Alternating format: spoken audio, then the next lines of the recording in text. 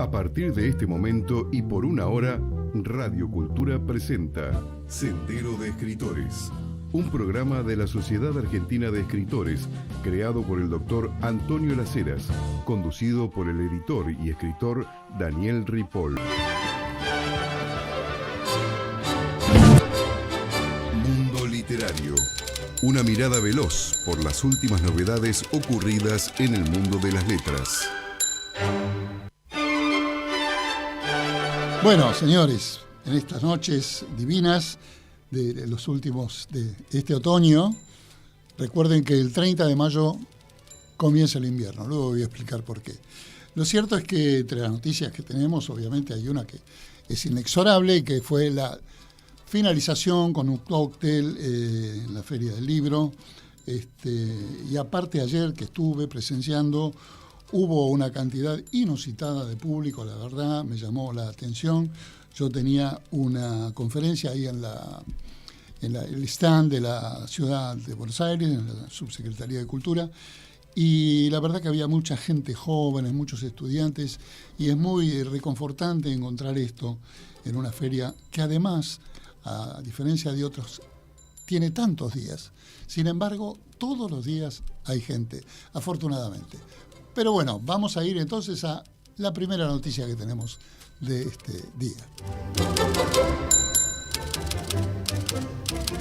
Bien, se trata del Gran Premio de Novela de Alcaná de Henares. Como ustedes sabrán, la cuna de Cervantes, el gran escritor de las letras hispánicas. Efectivamente, el Ayuntamiento de Alcaná de Henares convoca al primer premio de la ciudad de Alcaná de Henares de narrativa en novela histórica. Podrán concursar todas las personas que así lo deseen y escriban en lengua castellana y que presenten un libro de su autoría inédito en su totalidad, atención con esto, conteniendo una novela y no pudiendo presentar más de una obra a esta candidatura.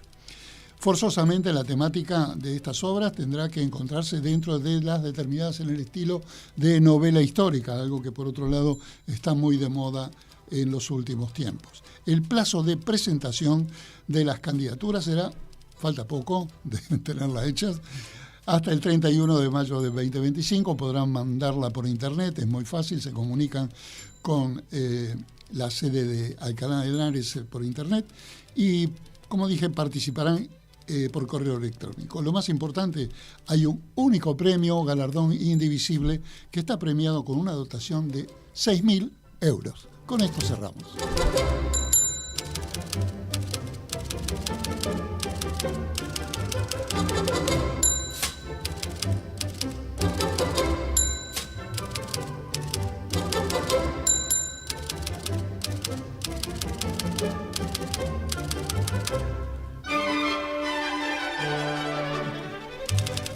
Bueno, vamos a ir a un tema musical que teníamos ya preparado, un tema muy importante que nos va a acompañar toda la noche.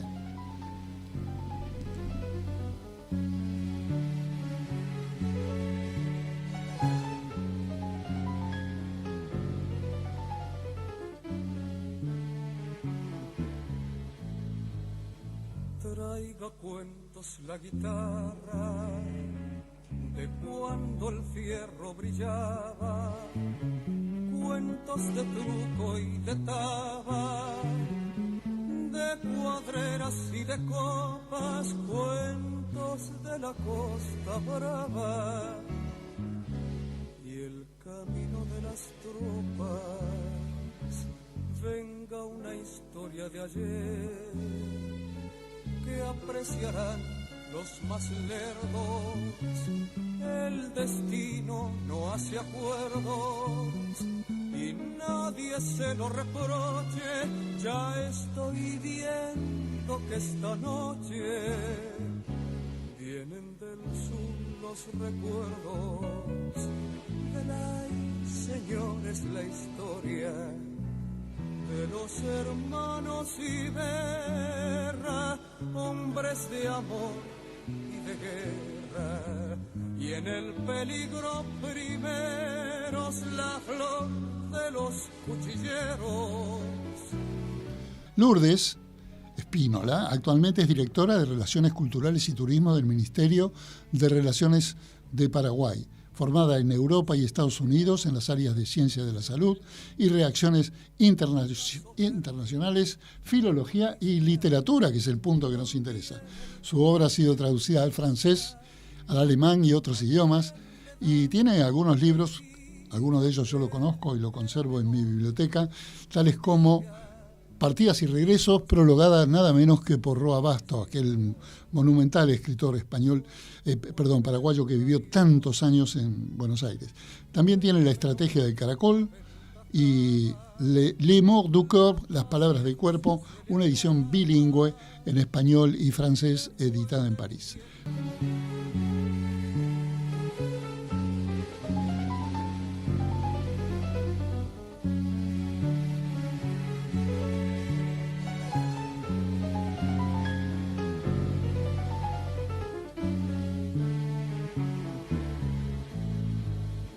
Traiga cuentos la guitarra de cuando el fierro brillaba, cuentos de truco y de taba, de cuadreras y de copas, cuentos de la costa brava y el camino de las tropas.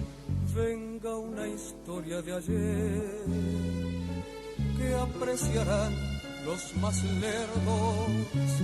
El destino no hace acuerdos y nadie se lo reproche. Ya estoy viendo que esta noche vienen del sur los recuerdos. Ay, señores, la historia de los hermanos Iberra, hombres de amor y de guerra, y en el peligro primeros la flor de... Estamos acá con un emblema de la cultura argentina, de la literatura, y un blasonero, personero del más grande escritor que ha tenido la Argentina, que es Jorge Luis Borges. Estamos nada menos, señoras y señores, que con Roberto Alifano aquí en el estudio de Radio Cultura. ¿Cómo estás, Roberto? Bueno, encantado de acompañarte en este espacio. Qué bien. Tenemos amigos en común, pero tenemos en común el periodismo y la literatura. Lejanamente el periodismo, ¿no? Y donde no solamente has dirigido revistas de literatura, notoriamente Proa, sino que has trabajado en cantidad de revistas, muchas de ellas de Editorial Abril, que ha sido tu profesión de base, ¿verdad? Bueno, trabajé en la revista 7 Días, en la revista Panorama. Claro, emblemáticas de los años 70. Claro. Y fui corresponsal en Chile. Tuviste una larga carrera en Chile. Bueno, estuve primero casi 4 años, sí, que fue todo el gobierno de Allende. ¿Qué momento? Trabajando para La Opinión y otro diario de España, La Opinión de Timerman. La famosa Opinión de Timerman, claro, el único periódico de la Argentina que no tenía fotos. Exacto. Y allá la pasé muy mal porque, bueno, cuando cayó el gobierno de Allende, yo era muy amigo de Neruda. Hablé en el entierro de Neruda. Hablaste en el entierro de Neruda. Y eso hizo que inmediatamente me metieran preso. Las y autoridades la pasara de Pinochet bastante mal. Por lo menos la primera semana, ¿no? Después eso avisó un poco y al final me expulsaron de Chile, a mí, con mi mujer y mis 3 hijas. Estabas allá con tu familia. Con mi familia, bueno, claro. De algún modo fue una fortuna que te expulsaran de ese país, porque lo que se vino después... Bueno, fue terrible, la dictadura de Pinochet. Una de las dictaduras más terribles sí, de la historia. Sí, yo diría que más terrible fue esta, quizá. Sí, bueno, no, porque aquella por lo menos, nos toca por cerca. lo menos. aquella blanqueaba a la gente que fusilaba Es o que verdad, mataba. es algo que la gente La siempre de acá fue reclama. solapada, fue Claro. terrible. Yo ahora acabo de escribir un artículo. Era acción y comisión acá. Claro, un artículo que salió hoy en el Imparcial de Madrid Ah, qué interesante. Lo voy a leer. sobre el Eternauta, Ah, sí. sobre... La de Oestergel de Oestergel. los años Claro. 60, Sobre- 50. Sí, sí. Fin de los 50. Que ahora es todo un éxito en la televisión, ha vuelto con un Estamos éxito cargados del Eternauta por todos lados, perseguidos enorme. por cuestiones de... Afortunadamente. Y el autor, Miguel Oestenfeld, Sí. bueno, desapareció él, Ujú. sus 4 hijas, 4 hijas, nietos, qué sé yo. yernos. Por eso cuando dicen que no son 30.000 los desaparecidos o los muertos, quizás fueron más. Ah, ¿Quién qué no interesante conoce de visión. nosotros o no ha tenido un amigo, algunos un familiar, Sí. que haya desaparecido durante esa época? Porque además era tan repugnante la cosa que de pronto, qué sé yo, pasado el tiempo ese terrible, ese tiempo espantoso que vivimos los argentinos, estos militares en una reunión de pronto contaban cómo fusilaban gente. Dice, bueno, fuimos a la casa, eran Sí. 7, los acribillamos a los 3. Era una cosa, a mí me ha tocado oírlo eso, El poder absoluto envilece absolutamente. pero ¿verdad? terrible, terrible, como envilece. Estamos aquí con Roberto Alifano, con este libro maravilloso sobre Jorge Luis Borges, que ahora nos va a contar él de qué se trata, pero dado el comentario que estás haciendo, no puedo evitar esta pregunta. Lo que vos comentás sobre la dictadura es absolutamente cierto, yo particularmente también, en su momento la he padecido, y tenemos ahí una historia, unos encuentros entre Borges y los militares, y también luego un desencuentro. ¿Cómo ves esa relación Bueno, mira, crítica? el golpe militar en algún momento es como, no sé cuál es tu posición política, pero es como digamos, el caso del kirchnerismo ahora.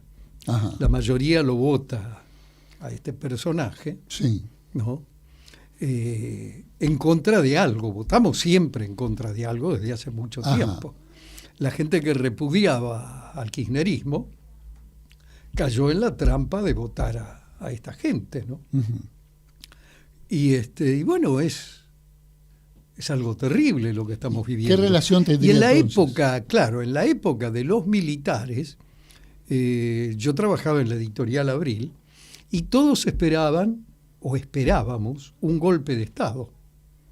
Lo que pasa es que Había no un nos consenso, imaginábamos sí, había un consenso. que ese golpe de Estado iba a ser peor que el de Onganía de la década del Claro, 60. estábamos acostumbrados, vos eras más joven Claro. yo también, a unas dolce tiranía, Desde el digamos, año 30, claro, con Uriburu. que a lo sumo se la agarraban con los hoteles alojamientos y este tipo Claro. de cosas. Bueno, después vino el Cordobazo y todo eso. De todos modos, aprendimos, creo que para siempre, que ningún golpe es bueno y ningún Pero militar para nada. está hecho para gobernar. No, No obstante, por eso te pregunto, también lo vio Borges de ese modo, y por ahí ese encuentro que tuvo claro, con Sábato lo vimos. en Yo Videla. trabajaba en esa época con él. Éramos muy, los dos éramos muy amigos de Bergoglio. Ah, que comía- casualmente. ¿Vos también viajaste a Santa Fe con No, Borges? no. Ah, No, eso fue anterior. fue anterior. Eso fue anterior, lo llevó María Esther Vázquez. Ah, Fue cuando María él Esther. lo conoció a Borges. Sí. Yo escribí sobre eso. Si después lo buscas en Me interesa. Borges y Bergoglio, no sé cómo se llama, pero está Fue a dar una clase de literatura, ¿verdad? ¿Cómo? Fue a dar una clase de literatura. Bueno, fue muy Borges. divertido eso porque Bergoglio estaba en Buenos Aires, todavía no era sacerdote, y se ordena a los 34, 35 años Bergoglio. Ah, Entra a los 26 en el seminario, claro. Antes había tenido novias, había sido hasta un muchacho de la noche. Bueno, ¿Te lo cuento? Un papa del medioevo. Te lo cuento contado por él, ¿no? Qué interesante. Bueno, y pobre Francisco ya no está para juzgarnos aquí en la tierra. Pero claro, se debe pero estar divirtiendo él no allá lo arriba. ocultaba, ¿no? Fue un gran transgresor, por supuesto. En todas las disciplinas. En parece. todas. Sí, sí. Y tanto es así que yo tengo, después te la voy a contar, una historia con un cardenal que era el puente entre él y el alemán, entre Ratzinger, entre él y Ratzinger, que se llamaba Georg Gensbell, Ajá. ¿no? Que fue cardenal hasta que él lo echó, ¿no? Al final lo Sí, sí. agarró en un par de trampas y Claro. se lo sacó de encima. Ahora es cardenal creo que volvió a Alemania. Después él lo perdonó, pero primero lo echó. Bien. Yo estaba escribiendo un libro sobre el Papa. Estamos saltando de un tema a otro. No importa, Pero es bueno. así, la vida es así. Es muy interesante, además, con una personalidad como la de Roberto Olifano. Estaba escribiendo un libro sobre Francisco y la literatura. Claro, dado que él es profesor de literatura. Claro, él es profesor de literatura. Y yo fui testigo de todas las conversaciones con Borges durante 3 largos años.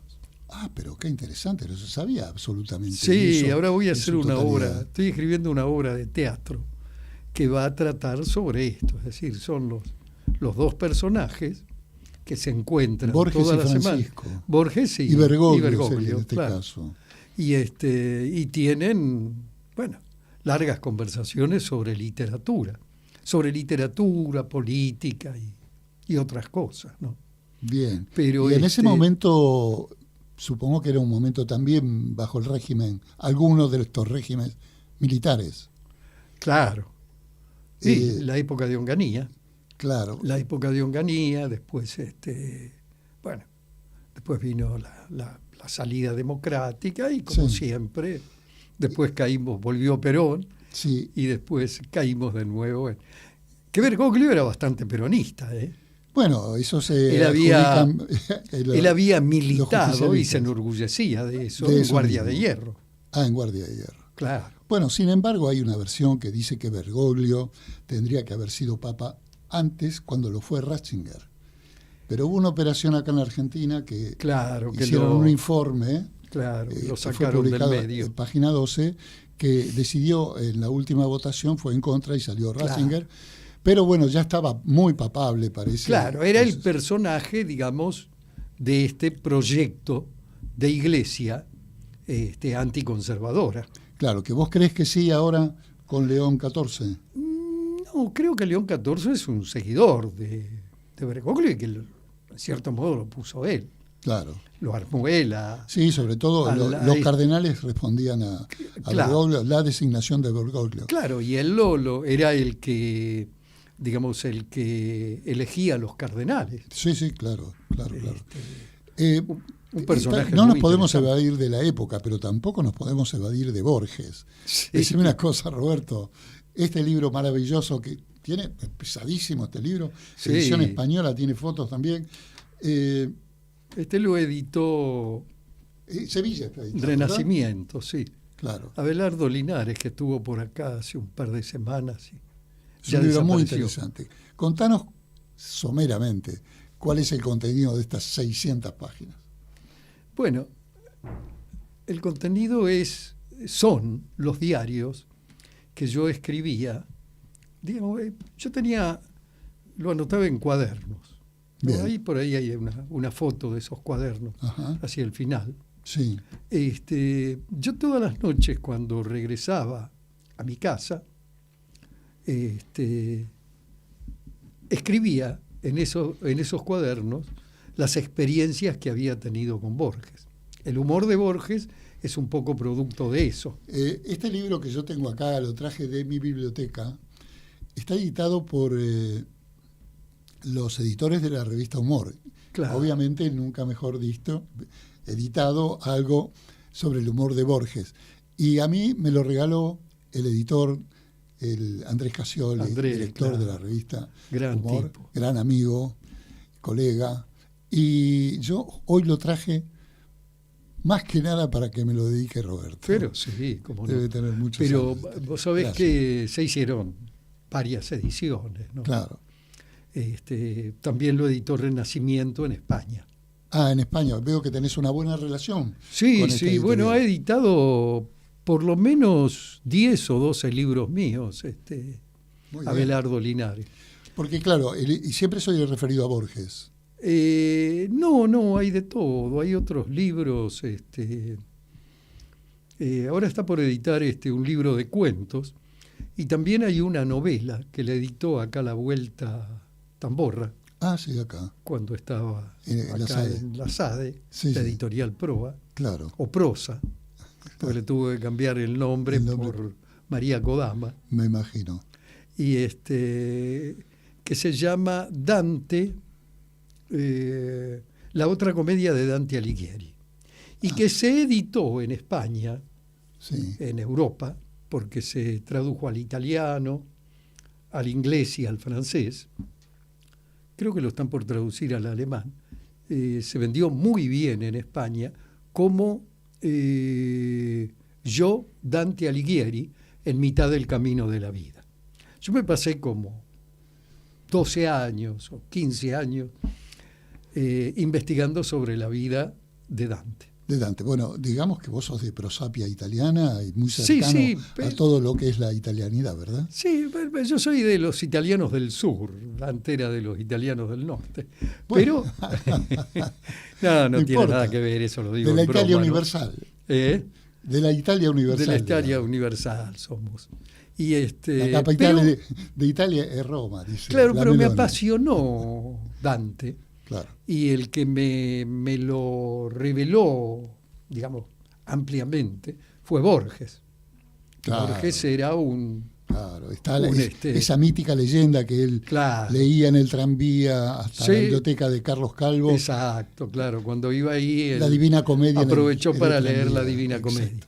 Y con esa memoria prodigiosa que tenía el maestro Borges, se sabía de memoria muchísimos cantos, ¿no? Claro. Y recitábamos a veces juntos el canto quinto del Inferno, ¿no? Claro, vos hablas Così italiano. dicessi dal cerco primaio c'ho nel secondo che me loco cinghia e tanto più dolor che pugni aguaglio. Stavi minos orribilmente ringhia, esamina la colpa nell'entrata, giudica e manda, secondo che avvinghia. Bueno, y Qué sí, maravilla, qué Lo sabía- pronunciación del italiano. lo sabíamos. Me siento un chapucero. Pero eso si lo pones en internet, en Google, Sí. está recitado por otro gran amigo mío, bueno, que se llamó Vittorio Gassman, que era un enamorado qué de Buenos maravilla. Aires, que vivía Por muy supuesto. seguido. Daba sus recitales en el Teatro Coliseo, entre otros. Claro, yo lo llevé a la Biblioteca Nacional, cuando qué estaba genial. Esbarra Mitre de Claro. director, a hacer Hay a una- recitar el quinto canto del Dante ahí. Qué maravilla, sí. Yo Lo que pasa es que en escuchaba. esa época no había celulares. Ahora, qué maravilla que un personaje como Gassman cubriera todos los tonos, ¿no? Yo le presenté a Borges. Ok. ¿Qué Estaba- sería ese encuentro? Decime, tenemos una productora por acá que nos está haciendo señas de que tendríamos una invitada, justamente que ahora estamos hablando. ¿Tenemos un Zoom, una cosa así? ¿Con quién es el Zoom? Primera tanda, vamos a la A primera la tanda. tanda, adelante. ¿Usted escribe poesía, ficción, ensayo, novela, dramaturgia? Entonces tiene que pertenecer a la Sociedad Argentina de Escritores. Lo esperamos para darle toda la información de lunes a viernes de 14 a 19 horas en nuestra sede de la calle Uruguay 1371, Ciudad de Buenos Aires. Bueno, estamos acá de charla en el corte con Roberto. Y Roberto me concede un espacio para saludar ahora sí a Lourdes Espínola. ¿Cómo estás, Lourdes? ¿Qué tal, Daniel? ¿Cómo Por estás? fin. Placer Muy saludarte. bien, muy bien. Le estaba comentando a Roberto que tiene conocimiento con tu familia. Sí. Oh, casualidades. Era amigo de mi madre, la escritora Elsa Biesel. Estuvo en Asunción también, Roberto, hace mucho tiempo. Claro, acá Y me nos... está diciendo que sí. Pero claro, ¿qué tal, Lourdes? Muy bien, Roberto. Y nos vimos una vez en la SADE también en una reunión hace como año y medio. Así que sí, Sí, encantada. me acuerdo.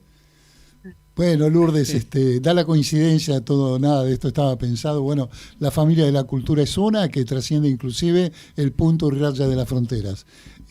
Aunque yo considero que todo el sur del Cono Sur es una sola patria, así que los sentimos como hermanos a ustedes, a los paraguayos. Pero sé que has venido a Buenos Aires por el tema del Pen Club, ¿verdad? ¿Qué es lo que hiciste en el Pen Club? Bueno, vine a Buenos Aires porque Buenos Aires es una ciudad hermosa, pero he tenido la invitación del Pen Club de Argentina, de la que soy miembro, porque me presentó para ser miembro Luisa Valenzuela. Ah, qué bien. Y en el stand del Pen Club estuvimos, en el stand de la ciudad de Buenos Aires, el Pen Club auspició un encuentro de 2 escritoras chilenas, 3 argentinas y 3 escritoras paraguayas. Vos sabés que yo soy esencialmente poeta. Sí, pero claro. Muy buena poeta. Gracias, en un grupo de narradoras, y el panel se llamó Cuenteras, un nombre medio raro, pero bueno. Explícanos por qué eran puenteras. Cuenteras cuenteras. Cuenteras, claro, porque cada una tenía que leer parte de un cuento. Pero Bien. bueno, yo sigo fiel a la poesía con estas pequeñas, como te digo, infidelidades, pero fue un encuentro muy lindo, mucha gente, el stand de la ciudad estaba lleno, vos también creo que estuviste ahí después, un par de días después, así que viste. Sí, anduve por ahí algunas veces, sí. Tuve un par de charlas. Sí. No, bueno, y fue muy concurrida, me imagino, fue en el stand de la ciudad, obviamente ese de color amarillo que asiste mucha gente. Sí, exactamente. Bueno, Daniel, gracias por la invitación, gracias por convocarme. Como te digo, además de eso, te comento que he terminado un manuscrito que está Bien. en España, en mi editorial, que se llama El tiempo vuelto adentro. Ese es el título de los poemas. Son más o menos 78 poemas, de un periodo también de la que viví en Buenos Aires, que es desde el 2018 hasta hace un año, que estuve en la Embajada de Paraguay, como vos bien sabés, porque visitaste el Centro Cultural. El Centro Cultural Paraguayo, que es divino, muy bueno. ¿Verdad? En Tucumán y Callao, bueno, Exactamente. estuve viendo eso, pero ahora estoy ya de vuelta a Cancillería Paraguaya y escribiendo, que es realmente mi identidad. Tu esencia. Escribiendo mi esencia. Qué bien lo dijiste, Daniel, así mismo. Y entonces, muy feliz en el territorio de la literatura, ¿verdad? Estos días acá con colegas de otros países y realmente intercambiando. Yo creo que los poetas, y vos sos un gran poeta, Daniel, muchas gracias. te lo digo de corazón, excelente poeta. Gracias. Vimos los unos a los otros de poesía. El saber que otros también están poetizando nos da como un ánimo, una unidad que es muy positiva. Bueno, y estos encuentros así, uno tiene un baño de energía literaria que es muy bueno. Claro que sí. Y estos programas, como el de Radio Cultura, auspiciado por la Sociedad Argentina de Escritores, que yo hago como Sendero de Escritores, también son un vínculo maravilloso, de tal modo que ustedes casualmente se hayan podido encontrar acá. Y te comprometo a que cuando vuelvas a Paraguay hagamos otro Zoom y veamos en qué estado de impresión está tu último libro y volvemos a charlar. ¿Qué te parece? Gracias, pero te voy a pedir un segundito. Ah, sí, porque cómo no. Un breve poema, ¿sí? Vamos a escuchar. Adelante. Hablando de poesía, adelante. Es sobre la poesía. Bien. La poesía está hecha de pan, dura por fuera, pero para quien escarba el secreto es tibia y blanca. El poeta se pone en la boca las palabras y son redondas migas húmedas. Se van deshaciendo las vocales y cosquillean como cáscara las comas. El poeta es el pan en la palabra y lentamente, como los dioses, se come a sí mismo Gracias, Daniel, muchas gracias. Gracias a vos y por este maravilloso poema. Te saluda Roberto y nos vamos con música, la música del día, que tiene que ver con el tango y con todas estas cosas que nos unen. Gracias, Lourdes. Daniel, y siempre por la poesía. Hasta pronto. Gracias.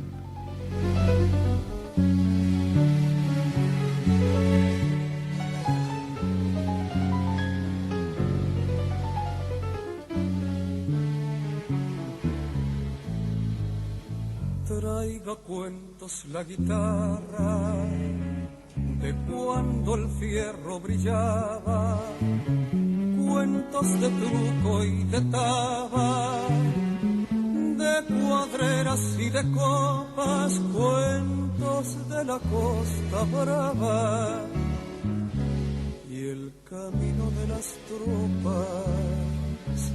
Venga una historia de ayer que apreciarán los más lerdos. El destino no hace acuerdos y nadie se lo reproche. Ya estoy viendo que esta noche vienen del sur los recuerdos de la señores, la historia de los hermanos Iberra, hombres de amor y de guerra, y en el peligro primeros la flor de los cuchilleros, y ahora los tapa la tierra.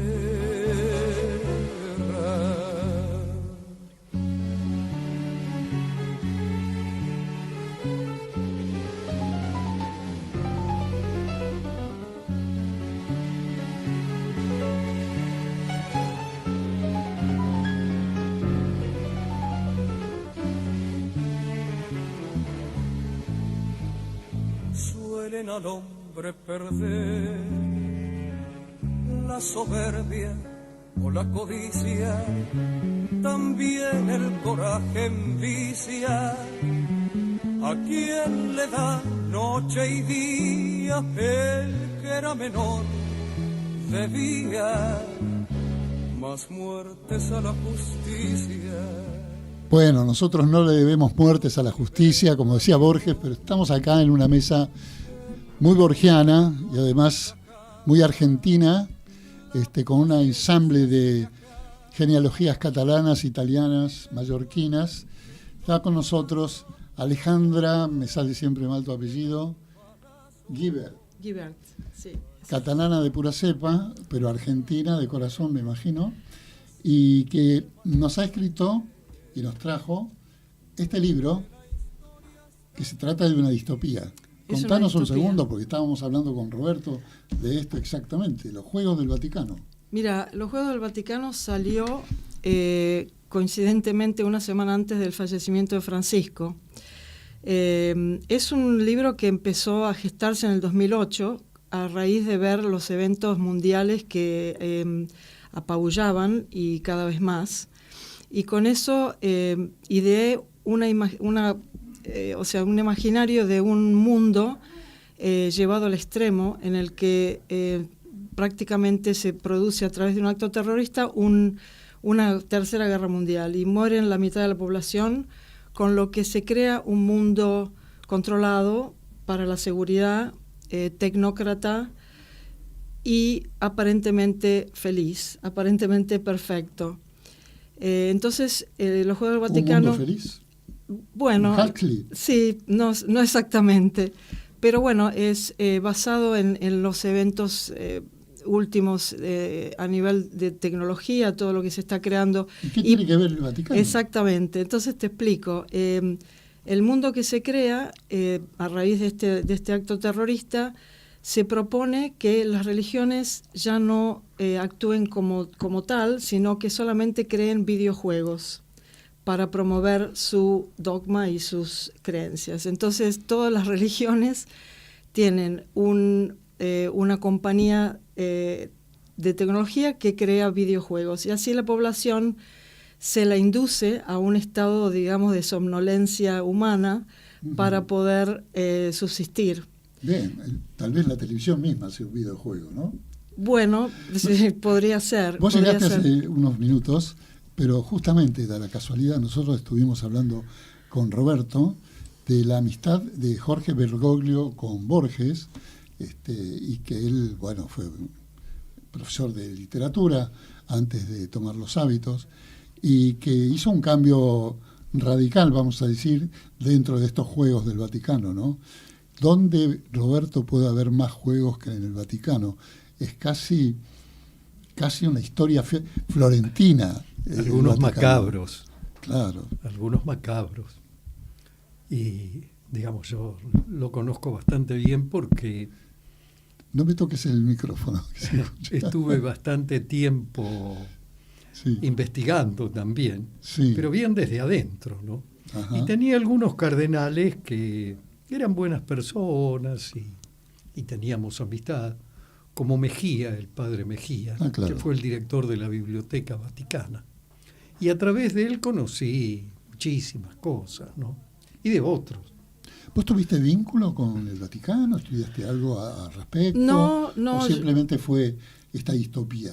Fue la distopía, obviamente el libro siempre tiene toques de la historia personal de uno. Yo me crié en Buenos Aires, estudié en el Jesús María y tenía una relación muy linda en ese momento con la espiritualidad, ¿no? Y entonces el personaje femenino del libro, el que va realmente a traer la luz a la historia, nace el día del juicio final, digamos, el día apocalíptico donde se produce todo esto, y ella es la que, la llevan a un convento, es criada en un convento y sale de ahí, pero claro, es un convento donde la religión es espiritualidad, no es la administración de la espiritualidad, como pueden ser muchas religiones. Algunas religiones modernas. Digamos. Sí.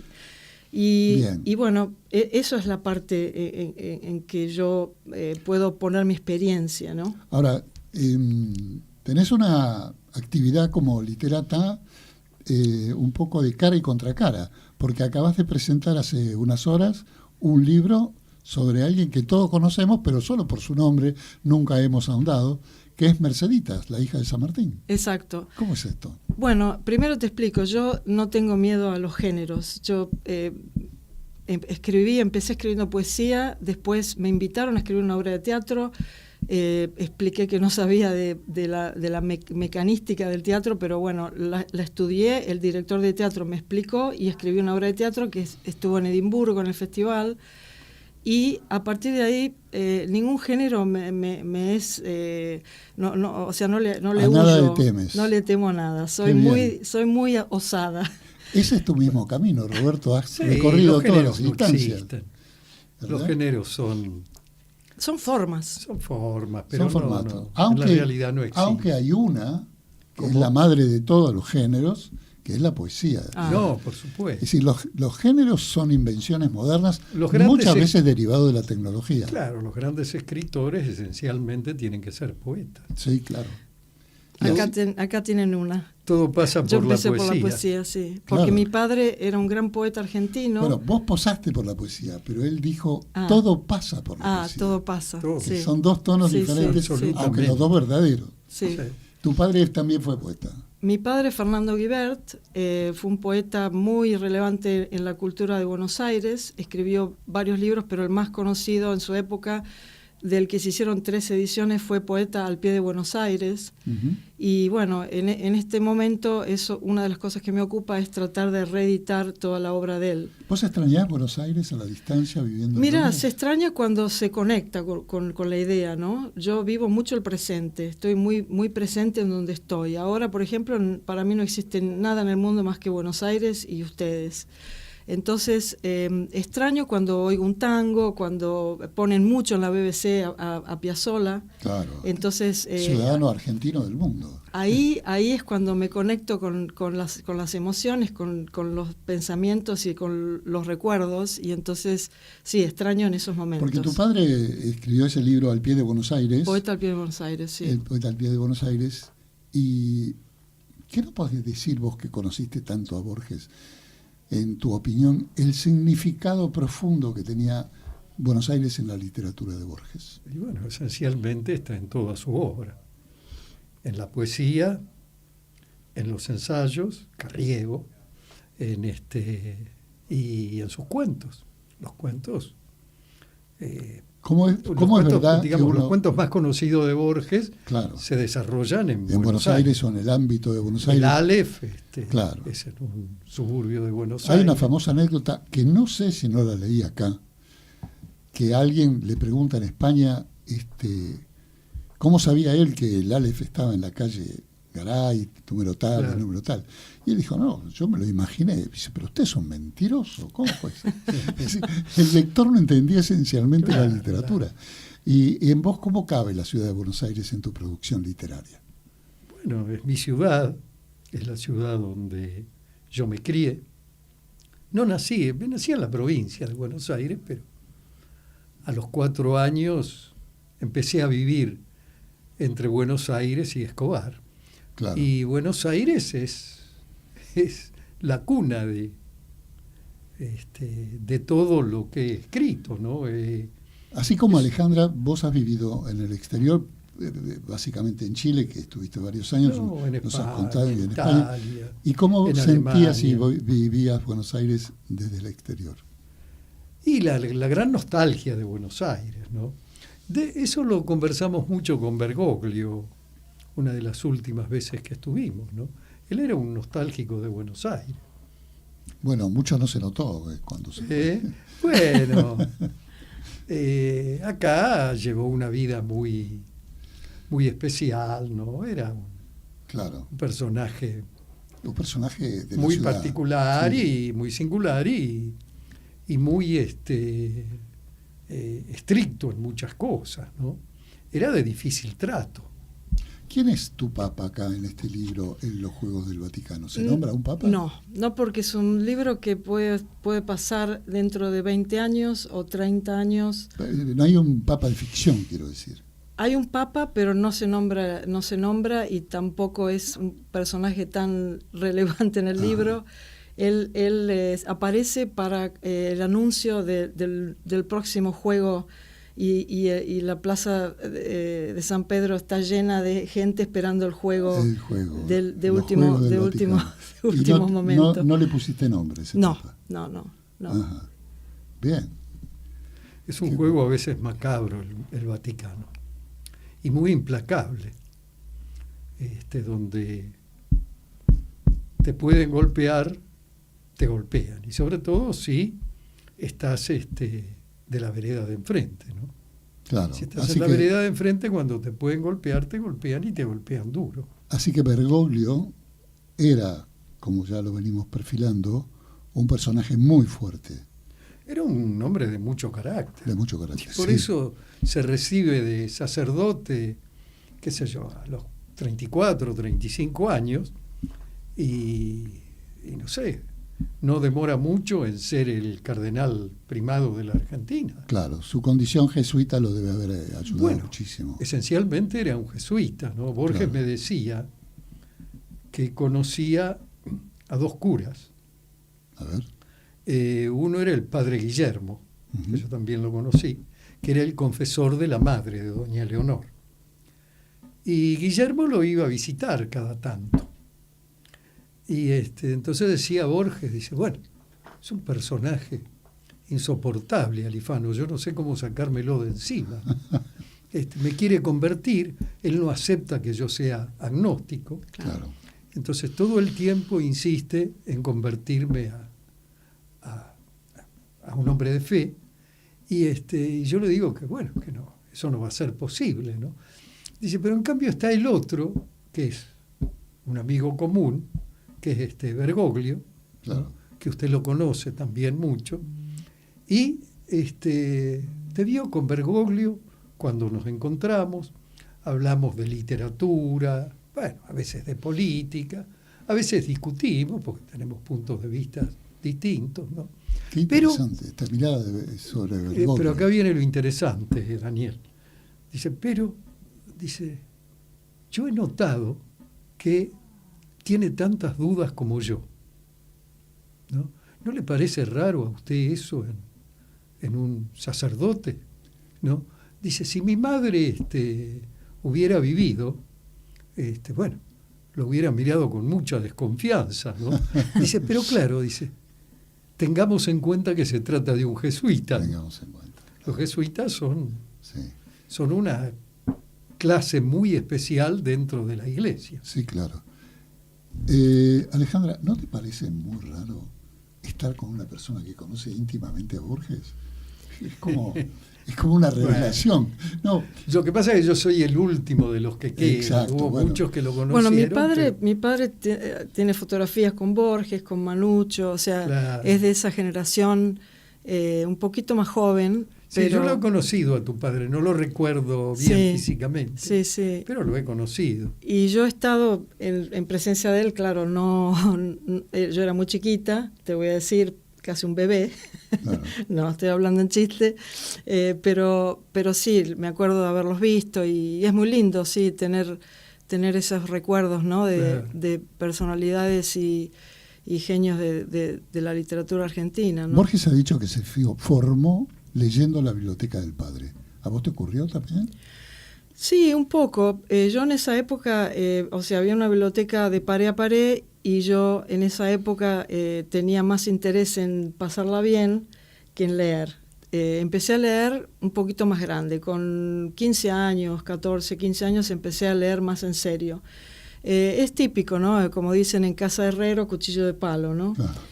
Pero sí, eventualmente la lectura, porque mi padre también era una persona muy libre y nos daba mucha libertad, no nos quería forzar para hacer nada. Y entonces, bueno, él sabía que yo eventualmente iba a entrar por el aro y me dejaba tranquila. Y bueno, sí, era un poco tomar sus indicaciones y cosas. Y también escribía desde los 6 años yo, porque... Claro. Veía que él escribía poesía Tenías. en papeles y yo agarraba mis papelitos y escribía mi poesía, ¿no? Aprovecho, ya que me lo dejas ahí picando, el hecho de padres libres o padres que dicen a sus hijos algunas máximas, y vos acá acabas de presentar tu libro Merceditas, La Mendocina. La Mendocina, Sí. que tiene los refranes y los dichos de San Martín como parte formativa de su vida. Sí, obviamente cuando yo empecé a pensar en un libro, quería escribir un libro para la Argentina de un personaje femenino relevante en la historia, ¿no? Y la idea de escribir sobre Merceditas se convirtió en escribir desde Merceditas, porque como hay muy poquito registro sobre ella, partí de las máximas y partí del hecho de que ella se ocupó de su padre hasta el último día. Entonces el libro es un diario íntimo que narra los últimos 2 años en la vida de San Martín en Boulogne-sur-Mer. Perfecto. Lamentablemente estamos llegando al fin del programa, pero no quiero que me dejes, Roberto, sin contarme, porque creo que quedó trunco, qué documentos, qué historias de vida hay acá en este libro, editado en Sevilla y que está a la venta en Argentina. Fueron largos 10 años al lado de Borges, y como yo te decía, todas las noches escribía en un cuaderno, por eso se llaman cuadernos Borges, Claro. las experiencias que había tenido con Borges. Borges era un gran humorista, como está demostrado en el humor de Borges. Acá está, Un hombre que vivía- es mi libro.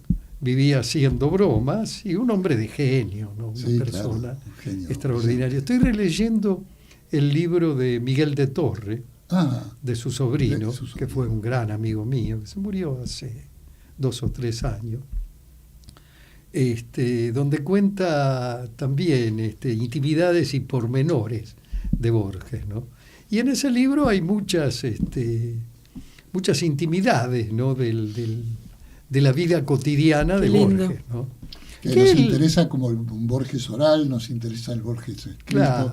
El Bueno, Borges, yo tengo 2 libros de diálogos con claro, Borges. sí, hay muchos libros. Claro, de otros diálogos y autores. últimos diálogos con Bueno, Borges. entonces no está mal elegido el tema. Pero que va a cerrar. esto quedó flotando, entonces ahora se me ocurrió Sí, por favor. juntarlos van a ser 3 volúmenes, ¿no? No es una, Porque- no es una ocurrencia. Y son seguramente 10 tiene años mucho y material está el día a día, o casi el día a día, Claro. ¿no? Fantástico. parecido al libro de Bioy. Este- Seguramente más rico. No, es otra cosa. El libro de Bioy tiene mucho de broma, ¿no? Muy mucho de polémico. diversión. Sí, muy Esto polémico. no, esto es más... Amigable. Claro.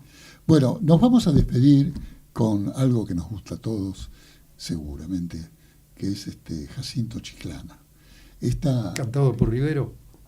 Creo que sí. Pero quiero decirte una cosa, que Jacinto Chiclana se compuso, ¿no? Se recibió Borges la historia en el bar La Perla del 11. Claro. Bueno, ahí se juntaban. Y ahí se juntaban todos los sábados a la noche. con la de Macedonio Fernández tenía. Claro, era la peña de Macedonio. Alejandra, éxito con tu Mendocina Merceditas. Muchas gracias. Con los Juegos del Vaticano. Y a vos, Roberto, comprometerte para otra reunión porque se quedó mucho en tu cuaderno que debemos conocer. Por favor, compren estos 2 libros. La literatura vence y hemos tenido una gran feria del libro. Les agradezco mucho. Ahora salió otro más. Este libro, no, es de José Ingeniero, perfecto. El hombre mediocre. El hombre mediocre salió nuevamente. Claro, con un prólogo mío. Leamos este prólogo. Nos vamos con el tema. Gracias a todos. Milonga de Jacinto Chiclana. Me acuerdo, fue en Balvanera, en una noche lejana, que alguien dejó caer el nombre de un tal Jacinto Chiclana. Algo se dijo también de una esquina y de un cuchillo. Los años nos dejan ver el entrevero y el brillo. ¿Quién sabe por qué razón me anda buscando ese nombre? Me gustaría saber cómo habrá sido aquel hombre. Alto lo veo y cabal, con el alma comedida, capaz de no alzar la voz y de jugarse la vida. Nadie con paso más firme habrá pisado la tierra, nadie habrá habido como él en el amor y en la guerra. Sobre la huerta y el patio, las torres de Valvanera y aquella muerte casual en una esquina cualquiera. No veo los rasgos, veo, bajo el farol amarillo, el choque de hombres o sombras y esa víbora, el cuchillo. ¿Acaso en aquel momento en que le entraba la herida, pensó que un varón le cuadra no demorar la partida? Solo Dios puede saber la laya fiel de aquel hombre. Señores, yo estoy cantando lo que se cifra en el nombre. Entre las cosas hay una de la que no se arrepiente nadie en la tierra. Esa cosa es haber sido valiente.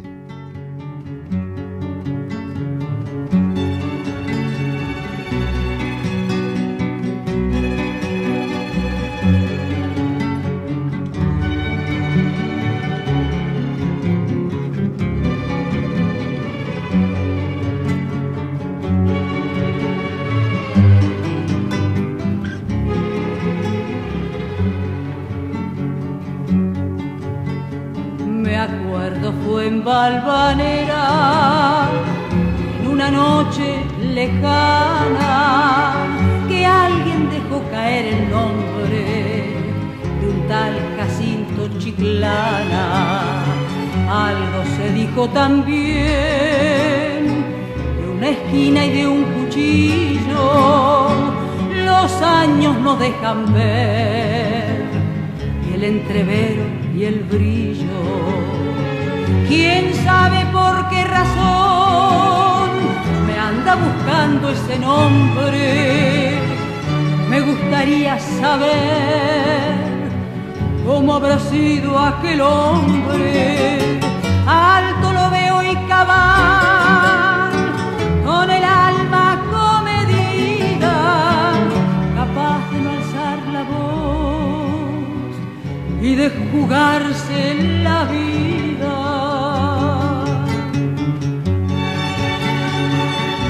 Nadie con paso más firme habrá pisado la tierra, nadie habrá habido como él en el amor y en la guerra.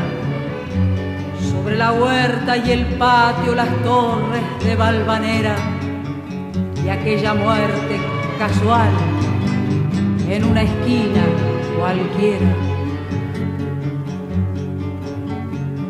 Solo Dios puede saber la laya fiel de aquel hombre. Señores, yo estoy cantando lo que se cifra en el nombre. Siempre el coraje es mejor, la esperanza nunca es vana. Vaya pues esta milonga